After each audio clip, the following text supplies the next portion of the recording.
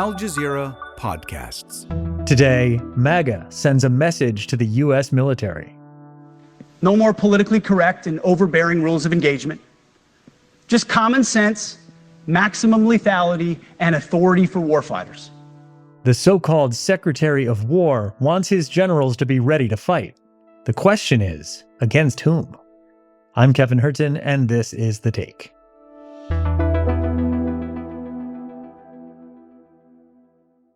Before we continue with today's show, remember to leave us a comment telling us what you think about this episode and what stories you'd like us to do next. And if you're on your favorite podcast app, leave us a review telling us where you're listening from, and you might as well give us a 5-star rating while you're there. It really does help the show. My name is Ben Makuch. I am a national security reporter, and I am in Canada right now. All right, Ben, welcome to The Take. Okay, so let's start with the recent meeting that just took place in Marine Corps Base Quantico on Tuesday. President Trump and Pete Hegseth were there, along with hundreds of top generals and admirals from around the world. They were all summoned there with very little notice. So what was this meeting about, and why the urgency? Well, I think in some ways it can be kind of characterized as a dressing down. Hegseth essentially told the most powerful generals and officers in the entire U.S. military, some of them that they were fat, that their standards need to be up. Frankly, it's tiring to look out at combat formations, or really any formation, and see fat troops. Likewise, it's completely unacceptable to see fat generals and admirals in the halls of the Pentagon. That they were getting rid of all woke, so-called woke policymaking. He said that men will no longer be wearing dresses. No more identity months, DEI offices, dudes in dresses. No more climate change worship. No more division, distraction, or gender delusions. Some reporting's come out already. Even some of the people that I've spoken to over text message, this really could have been an email. Yeah, I saw some criticism that it could have been an email. I saw one post that said, but it would have been a very weird email. It also felt like he thought he would get a reaction that was different than the one he got. Yeah, I'm sure you saw the social media clips where he would make a point and sort of look around for applause. I will say, though, that, the military typically, when there are presidential or speeches being done, they're kind of advised not to cheer, not to applaud. You're supposed to appear apolitical, especially at the officer level. So I think some of it might have been that, but yeah, absolutely. I think some of these things he thought he'd get a standing ovation for or applause, especially at the end, kind of looked around. I think it's fair to say that a lot of this didn't land very well. But also, if you look at sort of the rhetoric of the Pentagon and what they've been putting out in their literature, on their online postings, a lot of it matched the same types of conversations they've been having. So as much as it could have been an email, this is something that he's been talking like this for a while. If you look back, I believe when they started to get rid of a lot of the extremism initiatives, there was a lot of discussion around this stuff. So it's not particularly surprising. It was just sort of a giant symposium of exactly what Secretary of Defense has been, or Secretary of War, pardon my reference. Secretary of War has been saying for months now. That's his preferred term, right? He says Secretary of War. So some of these things just seem sort of strange. Fat generals, overweight troops. Some of it was talking about gender neutral standards for combat, which has been something that people on the right have been kind of obsessed with for a while. There was even a war on beards. No more beards, long hair, superficial individual expression. We're going to cut our hair, shave our beards, and adhere to standards. What's interesting, even something as innocuous as forcing people to shave their beards might have a racial component to it. I know you've done some research on that. Yes. So, of course, Secretary of War for the last, 8 months, however long the administration has been in place, has gone about, making things more difficult for women in uniform. And this is something that's been well reported, well researched. He's been very much trying to oust trans members of the military. Something like the beard might appear to the average person as, how could shaving a beard be something that's racialized? But this is something that's been going on in the military. brown and black men have been getting medical dispensations from shaving because a common thing that happens is folliculitis in their beards. And it's very uncomfortable. It causes like chafing and dryness. In recognizing this, they've gotten rid of that standard, and he's now bringing it back. There's been lots of discussion. There's been lots of policy making around this.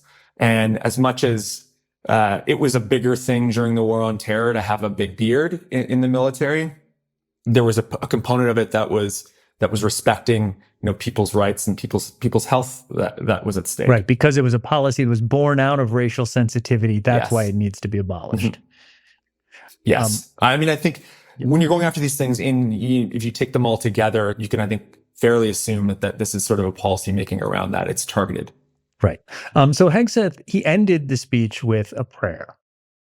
Lord, please keep my soldiers safe.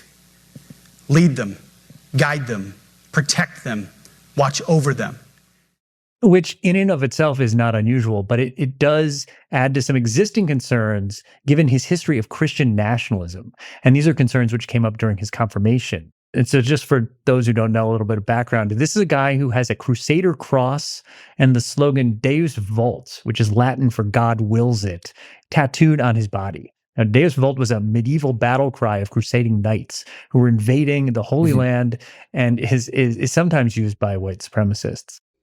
Where else has his religious beliefs shown up? Well, I mean, he's performing services, Christian services inside the Pentagon. Wow.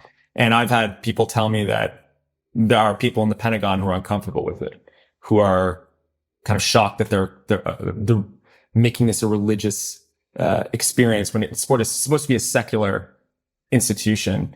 I think the way it's coming out is his rhetoric, it's his ideas. He's part of something called or believes in Christian Reconstruction, which, also has a pastor that is sort of his spiritual leader, Pastor Doug Wilson. I'd like to see the town be a Christian town. I'd like to see the state be a Christian state. I'd like to see the nation be a Christian nation. I'd like to see the world be a Christian world. This is someone who believes in, scrapping the 19th Amendment and voting rights for women, believes that, the antebellum South was better for Black people under those conditions.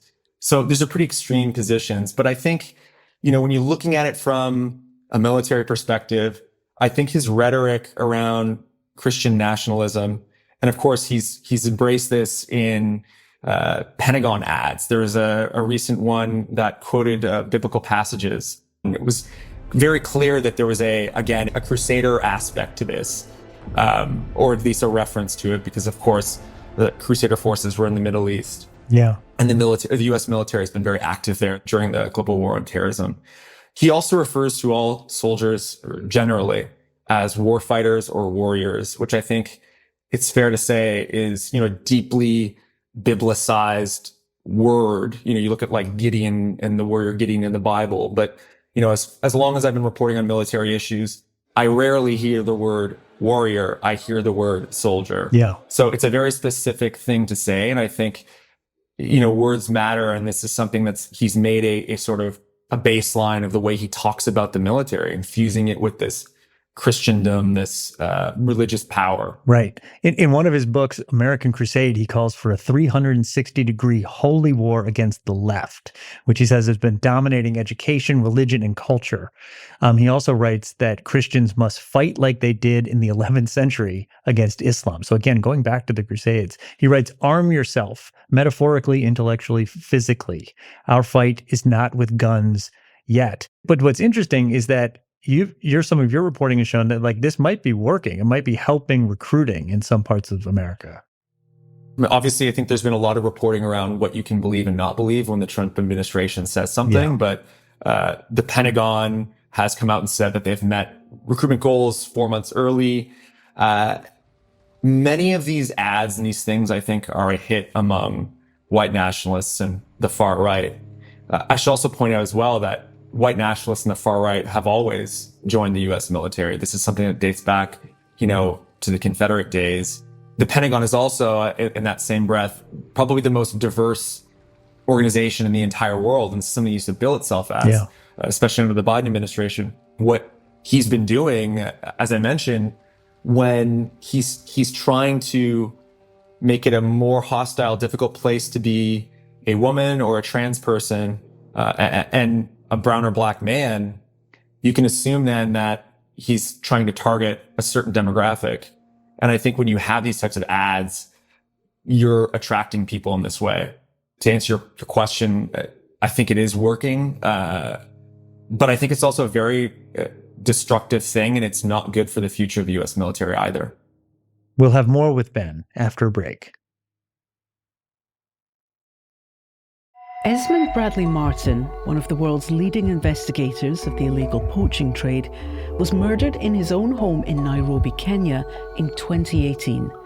To this day, nobody knows who killed Esmond or why. Was it because of his work, or was it a different reason altogether?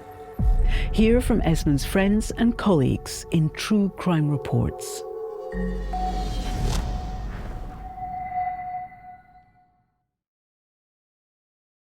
All right, let me ask you this, Ben.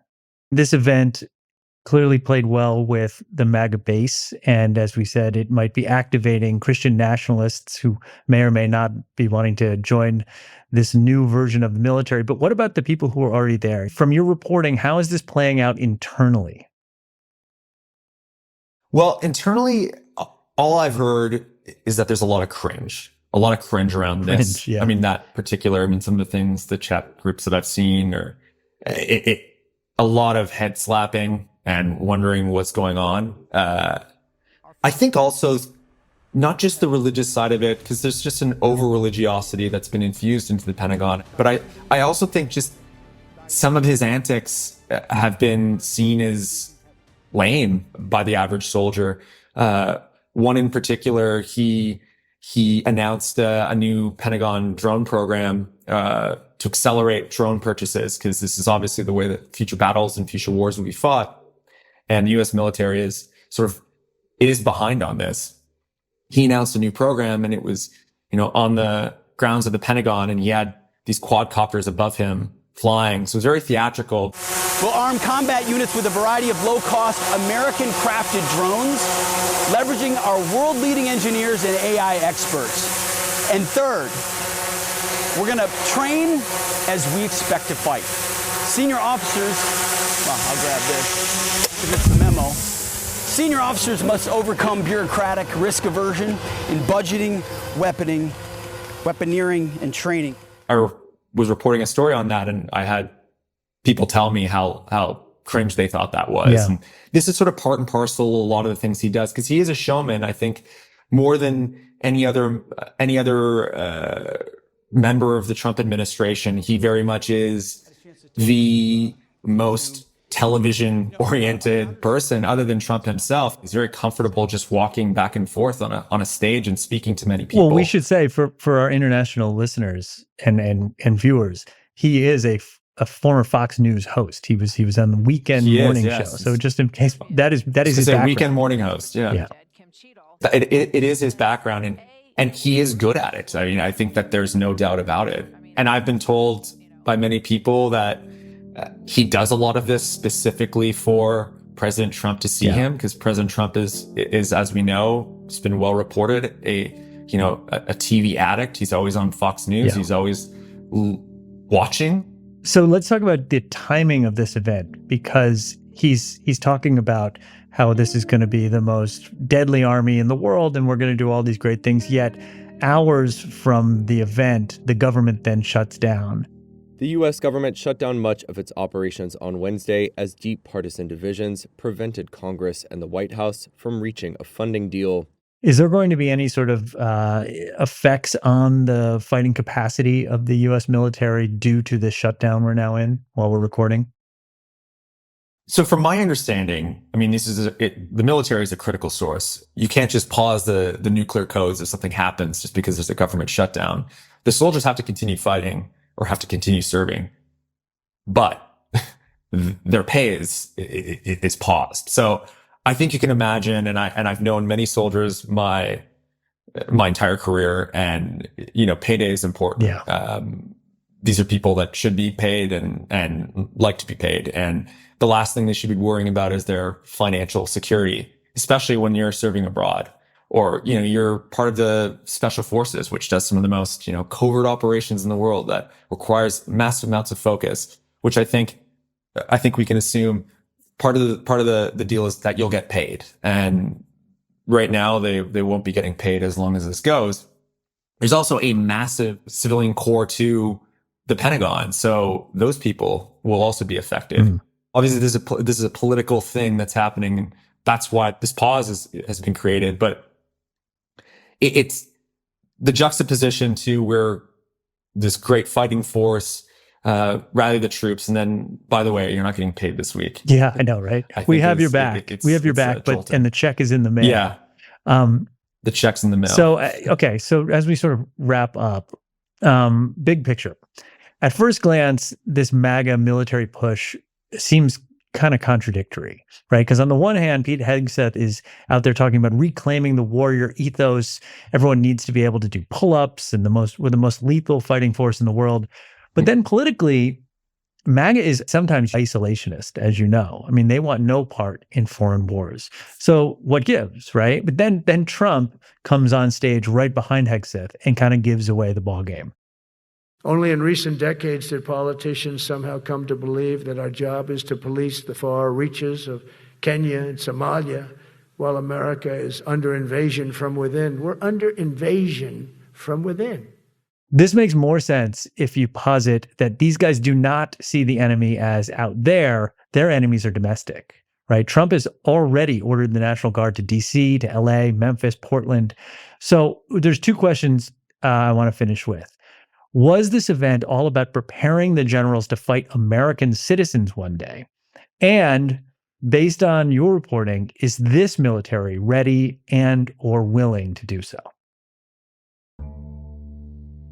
Well, I always think of this. I had a CIA source tell me probably over 10 years ago now that whenever you hear the president say something in terms of what the priorities are from a national security perspective, that's what we're up to. That's what we're doing. So if they say, I'm going after North Korea, or we need to look at North Korea, or we need to look at Iran, we need to look at wherever, that's what they're doing. Having said that, Donald Trump has been saying he's going to do this. And I think that means he's probably going to. And there's already evidence that he's deployed the National Guard to Washington, D.C., which, by the way, he said was at one point more dangerous than places in Afghanistan. Yeah. I have a brother who served in Kandahar district who, dealt with IEDs and the Taliban. And I can tell you that from what I heard from him, that's not the case. Yeah. He's going to do it. He already is. And I think from taking that evidence alone, I think Americans should be interrogating this a lot more than I think polls have suggested they have. But are those men who had those cold stares looking back at him, are they ready for this phase? If those generals don't do what they're asked, I'm sure they will be fired, just as Hegseth has fired several high-ranking officers since taking office. So I think you can find people to do what you need to do if you're Donald Trump. Now, if you're looking for the rank and file, you already did see incidents in DC and LA where National Guardsmen did not look comfortable. They did not look like they very much wanted to be there. Now, on the question of whether or not they're capable of doing it, I mean, the military is not a police force, but there's plenty of examples of the U.S. military being used to settle urban environments. And I say settle urban environments, I mean invade them. And I think if you look at the history of the war in Iraq or Afghanistan and other parts of the world, you've seen, Humvees in the streets. Obviously, I have no crystal ball. That's true. And I can't tell you that it's guaranteed to happen. But again, going back to sort of this thing that I always remember, if the president says they're going to do something or this is a priority, there's preparation for it. So at the very least, there's certainly preparation happening for, I think, National Guard deployments to Portland, LA, New York, Chicago. And I think, when you look at the municipal election happening in New York in the coming weeks, I think there's a possibility there, especially as the president has very willingly offered up New York as a next target. Yeah. So, driving, I but I guess that they haven't really been tested yet, right? Driving around in Humvees is one thing, but these are men and women who are trained to kill as well. And are they going to be willing to kill their fellow citizens? That will be the real test. It will be the real test. And I've been reporting on military affairs and national security issues for many years. And, people in uniform do not want to kill their fellow citizens. And I think in large part, these are people that do truly want to serve their country. And I think, this will test that. And you'll see whether or not some of these orders that come down, whether they're executed. And I think people need to remember that things like Abu Ghraib happened, and how much of an effect that has had on the Middle East, and how much of an effect that's had on the American psyche. I really worry that something like that could happen here if things got out of control. And I think deploying troops or any military deployment period should be taken with, the utmost seriousness. It should be a last resort. And I really hope that, if that happens in the United States, it's those types of considerations are taken. Okay. Ben, thank you very much for coming on The Take today. Thank you. Thanks for having me.